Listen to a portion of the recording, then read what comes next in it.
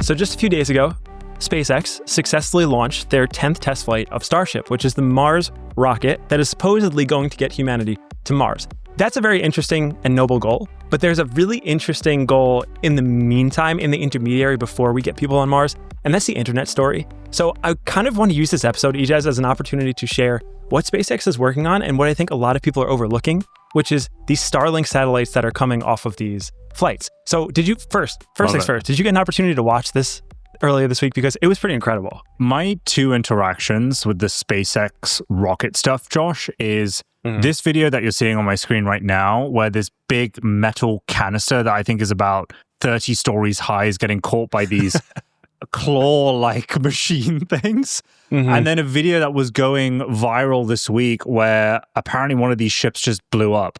Can you please explain what the hell is going on? Yeah, okay, so we're actually up to ship number 37 for Starship, and I believe almost every single one of them has blown up, which is a good thing, because this is how SpaceX works. Oh, it's a good thing. It is.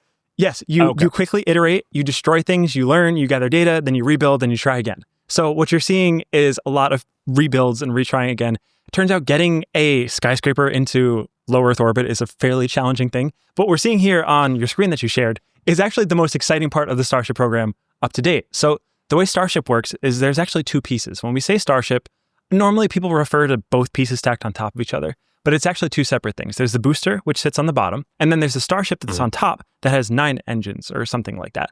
And the reason that we have two separate parts is because Earth's atmosphere, super dense, really hard to get out of. We need the entire bottom half of the rocket just to get out of the atmosphere. Then the bottom part breaks back and it returns. Starship goes out into deep space. So what we're seeing here is actually the sole reason why this program is able to exist, which is these things called chopsticks or Mechazilla, or whatever you want to call it, the proper technical term, was actually able to catch the booster. And this gets into a topic that I've been wanting to talk about for a while, and we never had an opportunity to, which is the idiot index. Ijaz, have you ever heard of the idiot index before?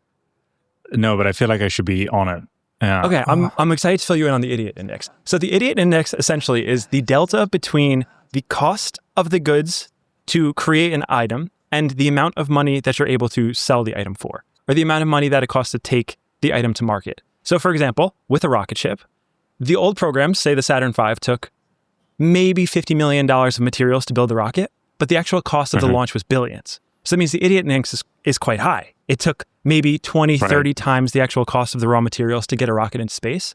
Well, with Starship, the goal is to get that idiot index down to as low as possible to get to as close as the cost of the rocket as possible. So how do you do this? Well, the problem with these old rockets was that when you launch them into space, that was a one-way mission, they're gone. They never really come back to Earth. And if they do, they're with parachutes, they land in the ocean and everything gets destroyed. So your sunk cost is the $1 billion that it costs to build the rocket ship and launch it. With Starship and the SpaceX launch in general, the goal is for reusability of these rockets. So if you're able to reuse a rocket just twice, that takes your idiot index, say, from 20 times to 10 times. And then if you could do it 3 times, it brings it down even more and even more. And the most recent Falcon 9 rocket that they've been using actually just finished its 30th launch. So what they've been able to do is 30 from one booster. That means what used to cost $1 billion for one is now a fraction of the cost and can now be used at least 30 times over. It's still going. So it's really impressive what they've been doing, but that's on the smaller rocket, the Falcon 9. So what we're talking about this episode is the Starship rocket, which is way more expensive, way bigger, way more complex. But that demo that you saw with the Mechazilla arms was actually able to catch it, and that proves the point, like, hey, we can actually make a rocket that is rapidly reusable, which lowers that cost significantly. So we get closer to 1 on the idiot index, meaning we can make these for cheaper. And yeah, that's kind of how that works. So I have a question, and probably a one that deserves to be on the idiot index, which is why do we need such a massive rocket? Like, what's Elon's purpose behind building something that's way bigger than the Falcon 9? So the dream, the goal he's going to sell everyone on, the goal that he has been selling everyone on is that, hey, we need to get to Mars. And in order to get to Mars, I mean, he calls it the great filter, passing the great filter. One of the great filters that needs to be passed is making humanity multiplanetary. So in the case something happens on Earth, well, we have redundancy on Mars. But the problem with that is in order to have redundancy on a separate planet, you need to be fully self-sufficient in the case that the ships stop coming from the home planet. And in order to be self-sufficient, that means you need every single element that life requires. So if you miss, say you miss calcium, for example, and you don't have one element that's critical, it ruins everything. So that means you need about 100 million Wow. tons of payload on the planet to create this redundancy, which means really you just want the biggest rocket ship possible to get the most amount of payload per launch out into space. But this has interesting second order effects in the intermediary, which we're going to get into a little bit later in the episode, which is you could also just launch bigger satellites. And that's what's going to happen in the intermediary is now that we have a bigger ship, well, now you could launch much bigger satellites that actually make the services that we use on our home planet much, much better. Okay, so you just mentioned that the payload would need to be maybe like millions of pounds theoretically. Can you like help me then understand what this prototype that Elon's talking about here? Like maybe I can pull up this infographic, Josh, and you can tell me a bit more about it. Yeah, so what we're seeing here, there's V2, V3, V4. V4 is the ideal state that we're going to have while we go to Mars. V2 and V3 are kind of the intermediary steps to get there. The problem with V2 and V3 is they're still blowing up a lot. So we would love to have the V2 or V3 version working flawlessly, but they're being used to learn, basically. These are the intermediary steps to getting to the final form. Every single rocket launch, you'll notice it's a bit different, the outcome. So some launches, they're testing different things. Some launches, they're going into different levels of orbit. They're re-entering Earth's atmosphere at a different angle to make it heat up more and test the heat shield. So they're kind of doing all these different tests for each one. V4 that you see is going to be close to the final form that we're going to Mars with.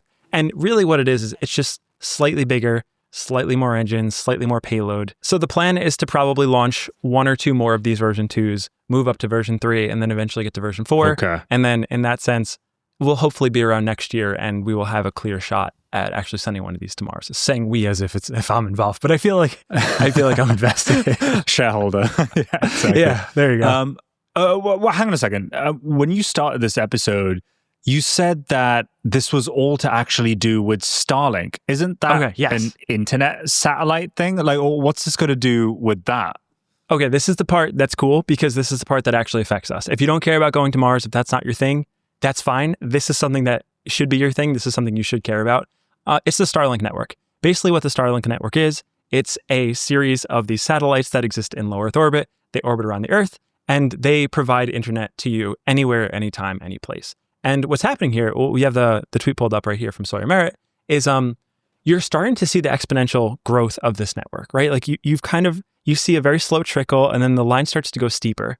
And as you watch this line grow, it's important to understand, this is cool. So drag around the planet here. You could actually press play, I believe. And then, so you could see the way the satellites move around Earth. This is the current Starlink constellation, which is incredible. Like if you had infrared vision and you looked up at the sky right now and you had binoculars and you could see everything flying around, this is what it would look like.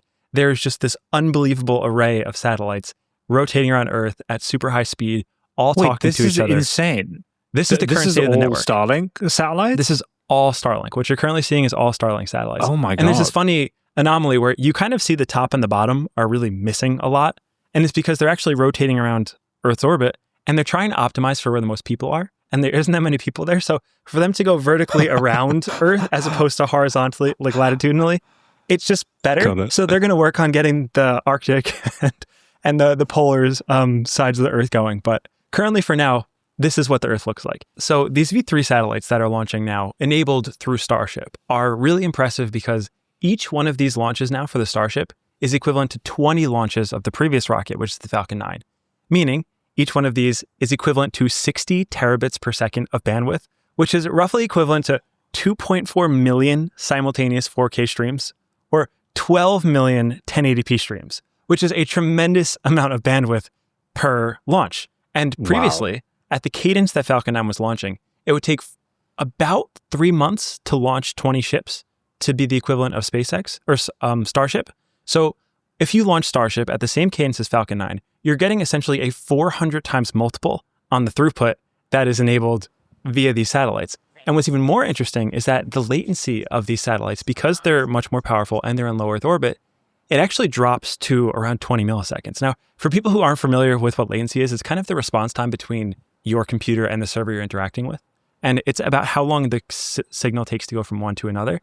Well, 27 milliseconds is about the average. This is below the average. So if you are a gamer, if you are a streamer, if you're recording live like this, the latency between the one connection to a computer and the other will actually be lower than a standard residential internet connection, which is interesting because, okay, now that Wow. we're putting out terabits of bandwidth into the low Earth orbit, and it reaches, we saw the chart, all around the world, anytime, any place. It's faster than residential internet. It has lower latency. And it's really, you see a very clear path to Starlink, actually, that chart continuing up that exponential curve and going even higher. Because, man, as soon as this is available at that level for me, I will totally want to be a user, right? Same. I mean, I was just thinking about I was just thinking about that simulation that we just showed, or rather not a simulation, but a live kind of graphic feed of where all the satellites are. There are like millions of these things. So all I can think of is when I'm on a flight and I don't need to connect to shitty airline Wi-Fi anymore, and I can just connect to one of these satellites. Or if I'm walking around and I don't need to use 4G or 5G, I can just connect to one of these satellites. That's pretty insane. Am I thinking about that correctly? I basically can bring out a PC gaming laptop in a park and run I don't know, World of Warcraft, and there'll be no latency. Is that a fair example? Yeah, in a park in the middle of nowhere with no service at all. Wow. And because these new connections have direct to cell, it's called direct to cell, basically that you can actually receive connections directly on your cell phone. So currently it's limited to T-Mobile users. If you are a T-Mobile user and you are in the middle of nowhere, you can actually still receive service from these Starlink terminals. And we looked at that map earlier and it was incredibly impressive. But a really interesting fact is that one launch of Starship with these new V3 Starlink terminals is equivalent to 13% of that entire network overnight in one single launch. So if you do about 8 of these, you have essentially doubled the network. And I mean, these are launching basically every single week. So the throughput is going to go through the roof as soon as this happens to work. Okay, so I have a obvious question, which is, how does any competitor survive this? You've got a madman launching satellites that are increasing the network by 13% with every launch, and he's reduced the cost of every launch, if what I'm understanding you're saying is correct, and he owns a space company that's doing that. Surely he wins, right? It's really hard to compete. It is super hard to compete because nobody really has the ability to do this. And what you're seeing is, I mean, if we go back to that post you had up about the Flight 10, which is what happened on Flight 10 showing the live stream, we could just kind of walk through what they did that is so impressive. Essentially what they did is they took this Starship and they sent one part of it into low Earth orbit. They sent the other part, it landed back in the ocean. Both landed right where they needed to be. They tested we call it the PEZ dispenser, where the gate actually opens up. It shoots these Starlink terminals out to space. These are all really complicated problems that took 37 iterations and almost 20 years of technology evolution to get there. And there's no company that's really close. I'd love to find the chart. There's a chart out there somewhere that shows the amount of satellites into low Earth orbit from every country in the world up until SpaceX started. And then SpaceX is equivalent to every country in the world times 10. And it's a really challenging thing because, I mean, believe it or not, rocket science is pretty freaking hard. And there really only is one company so far that's figured it out at scale. And they still haven't, granted, I'm talking as if they figured it out. They have not. They haven't successfully deployed any of these satellites. Every one of these Starships is still blown up. They haven't actually landed any of them. But there's a very clear path of getting there, which is what I think I'm personally super excited about, is assuming they continue on this rate of progress, there's only a few more test flights left until they have a functioning ship that's actually capable of going into orbit and deploying these satellites. I mean that is just insane. So let's just play that scenario out and assume that they figure out how not to let their rockets crash, and they consistently put out these satellites, increasing their network by 13% each time, or whatever that statistic was. How can people get access to this, Josh, once this is live? So you mentioned normal people like you and I, if we have a T-Mobile network phone, we can get access to it. Can anyone else kind of spin up or get access to a Starlink satellite if they were a non-T-Mobile user? Yeah, you have to. You'd have to buy, and this is totally not a sponsor. I don't even own one of them. But if they'd like to, hey, please come along. But yeah, you basically, what you need to do is you need to buy a satellite dish. If you remember the old TV cable plans where you needed a satellite dish sitting on your roof, it's just like that. It looks a little more elegant, but you basically need a little satellite dish. They sell them in different sizes. And what the satellite dish does is it's just a receiver for the laser beams that these satellites are shooting down. And it will connect with a few of them. It'll kind of triangulate itself, and then that's how you get the connection. So you just need kind of to like actually attach this to your house or your apartment or window? Yes, exactly. Anything with a clear view of the sky. And the reason I don't have one is because it currently, it kind of sucks if you don't need it. It's really meant for rural areas that are not high density because the bandwidth of the network isn't very high right now. So I have a few friends that live upstate. They live on a farm. They all have Starlink connections because it's the best internet by far. And it's great. You get about 200 megabytes down, about 20 megabytes up, and you're able to live a totally normal life with that. But in densely populated areas, there's just not enough bandwidth currently to support that. So it doesn't make sense to have it. So right now, the current value of the network lies in these remote areas, these rural areas. If you're going for a hike in the middle of nowhere, you want to send a text message in an emergency. Okay, so Josh, can you explain why this Flight 10 was such a big deal? Like, I understand that maybe it didn't explode at a specific time and it exploded maybe at the right time, but can you maybe like give me a layer deeper? Like, what exactly happened? What was so amazing? There's important terminology that I need you to know right now. It's called a RUD, which stands for Rapid Unscheduled Disassembly, which is basically the professional term for the rocket exploded. So a lot of these launches result in a RUD, a Rapid Unscheduled Disassembly. This flight did not. So in the past few launches, we had, 2 flights ago, it started losing. So as it was flying in low Earth orbit, it started going off kilter, and then it kind of started flipping out of control, and then it burned up in the atmosphere, and it was terrible, and it went all through the Atlantic Ocean, and it was kind of a mess.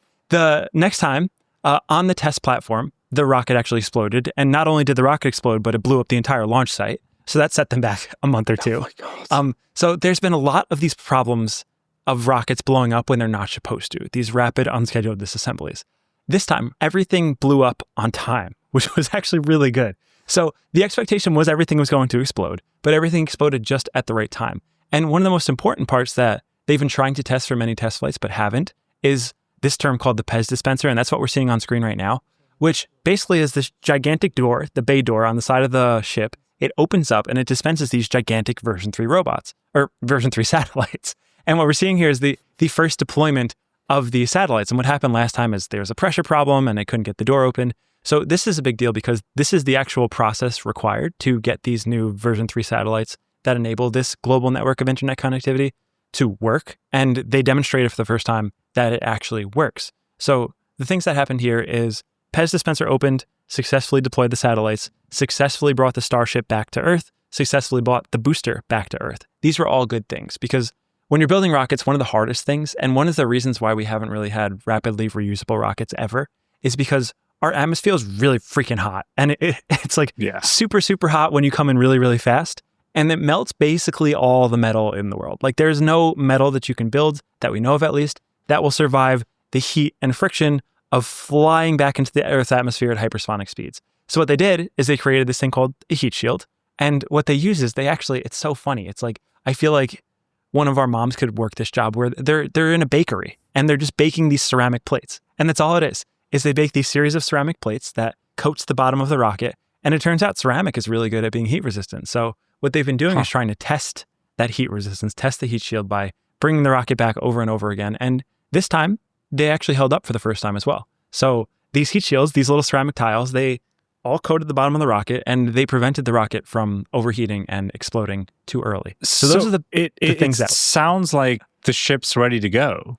What is there left to figure out? It's pretty good. Okay, so in terms of what's coming next, this is speculation, but Elon kind of confirmed some of it, and we have a post about this. It's from this guy named Everyday Astronaut. He's kind of the #1 SpaceX fanboy with the perks of getting invited to go to a lot of the launches and talks to Elon. So he's speculating, hey, version 10 actually went really good, but version 11, like we spoke about earlier, is still the V2 rocket. It's not that new rocket that they really want to test. So they kind of have this intermediary launch that they're going to try to test certain things, which means that we're probably not going to get an actual Starship catch until version 13, which is 2 launches from now. And the Starship catch is going to be what you saw with the Mechazilla arms, except for the upper stage, not the lower stage. So the goal 2 launches from now is they will land 400 feet of rocket within about a 15-minute window, which is going to be incredible. First, the booster comes in, they take it, they grab it out of the sky, move it out of the way, place it on the ground, and then they catch the top part and they place it right back on top. And the idea is that you'll be able to eventually relaunch that back into space and be on your way with your rapidly reusable Mars rocket.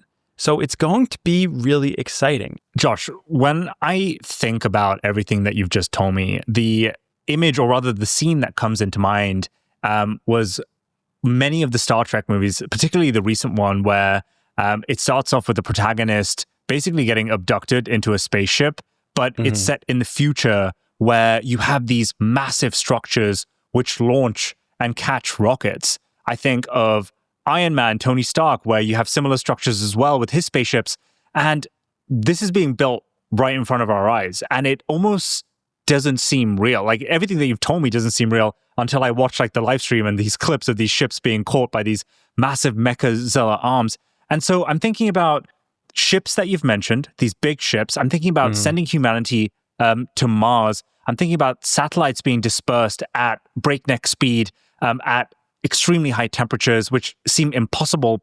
Where do you think this like ends up? There's so many use cases for this beyond just the internet, and I bet you have like some crazy examples or ideas. Like, do you? Yeah, it's really, first of all, it's really inspiring to see this stuff work. Like, I will never forget the feeling of not only seeing the most recent catch, because that happened back in October, and that's when it went super viral.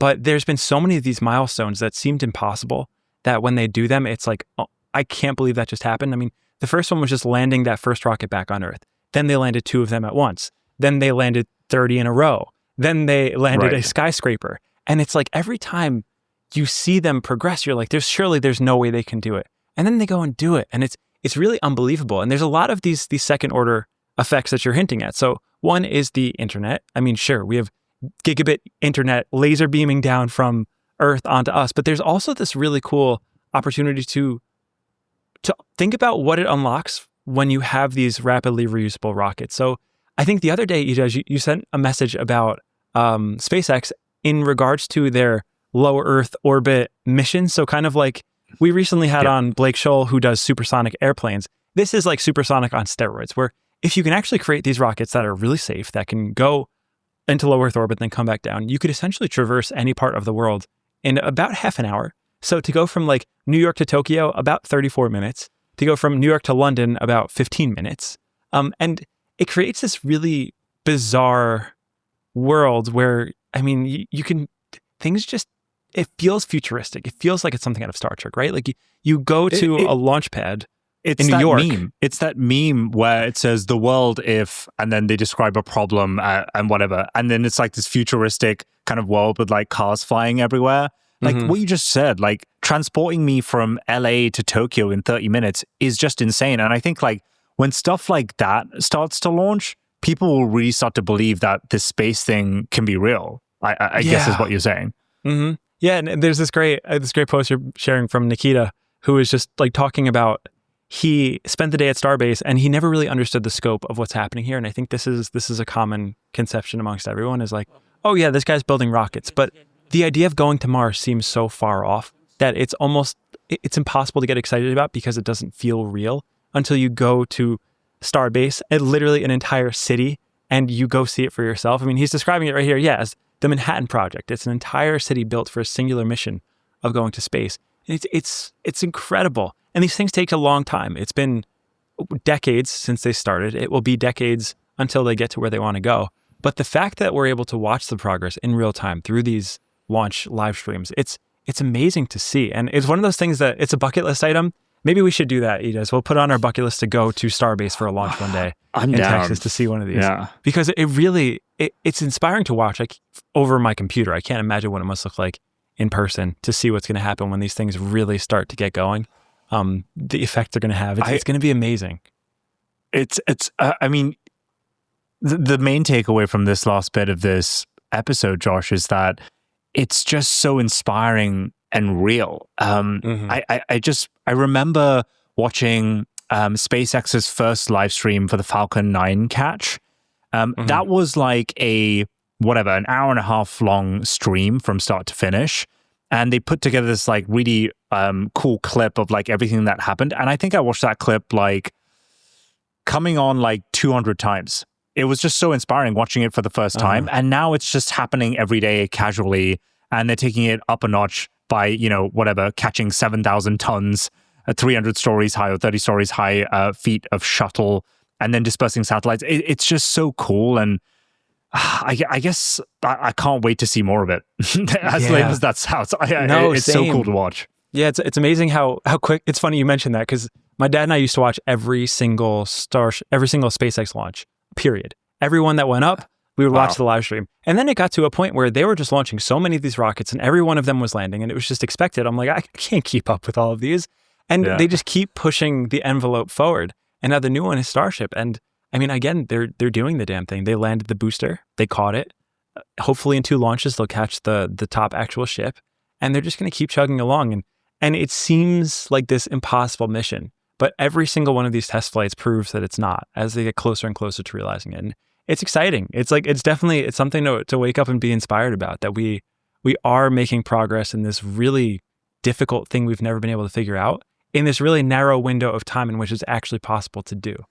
So yeah, that has me feeling really good. And on top of just getting really fast internet and then eventually getting to go from New York to LA in like 15 minutes, it's also going to be pretty cool to have the plausible reality of having life be multiplanetary, and that, or at least sending something off into space to go explore and see what's out there. So yeah, that's an exciting thing for me to end on too. Yeah. And I think we'll probably wrap it there. This episode had nothing to do with AI. In fact, this entire mission is probably one of the last great things humanity will accomplish without AI. So shout out to the SpaceX engineers. They did all of this the hard way. There were no large language models in existence when this code started being built.